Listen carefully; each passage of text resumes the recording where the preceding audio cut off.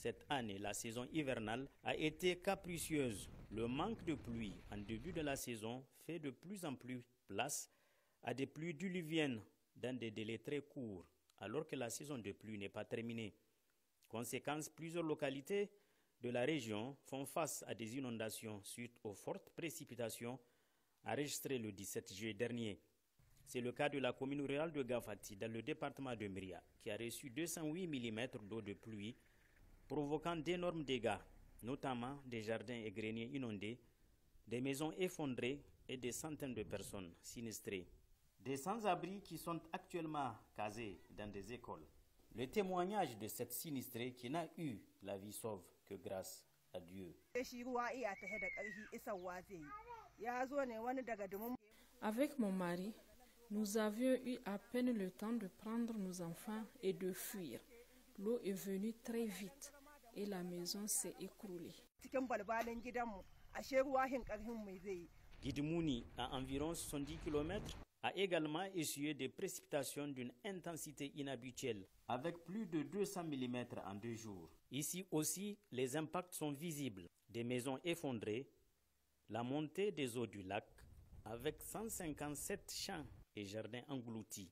Et pour qui connaît Gidimouni par rapport à sa position et sa cuvette, les conséquences sont énormes.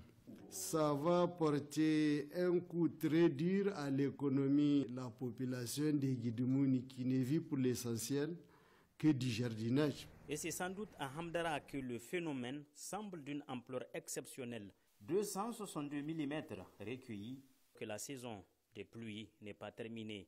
On dénombre 2442 sinistrés et 379 maisons effondrées, avec malheureusement un décès. Une situation très dramatique. Pour ceux qui connaissent Hamdara, c'est un village qui est situé sous le pied d'une colline.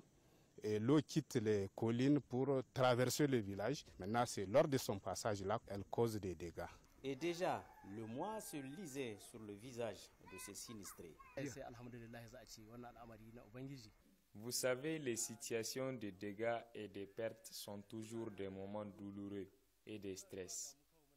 Qu'Allah nous vienne en aide, sinon nous avons presque tout perdu. L'eau est le principal ennemi des routes en terre. Des fortes pluies qui ont accentué leur dégradation. Il faut noter quand même qu'il y a eu quelques perturbations, notamment sur la RN1 Est, au PK 942.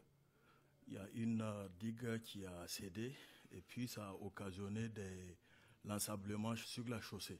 Mais aussi sur cette route, il y a des ouvrages qui sont menacés. Pour ce qui est des routes en terre, il y a celles dont les dégradations sont trop avancées. Donc du coup, maintenant, leur praticabilité est réduite. Face à l'ampleur du désastre, la préfète de Myria a effectué une sortie terrain pour constater de visu l'ampleur des dégâts. Madame Dalladi qui a fait le point de la contribution des ressortissants qui vaut son pesant d'or. Et c'est dans cette veine que le premier responsable de la région a réuni tous les acteurs humanitaires pour la mise en place d'une stratégie de riposte rapide et urgente, car ce phénomène récurrent en cette saison qui a causé la mort de 5 personnes au niveau régional n'est pas près de s'arrêter. En effet, d'autres précipitations sont attendues dans les prochains jours. Les prévisions annoncent une séquence de fortes pluies, ça et là, sur l'ensemble du territoire, au moment où le réchauffement climatique et la croissance démographique ne laissent aucune marge de manœuvre aux décideurs politiques.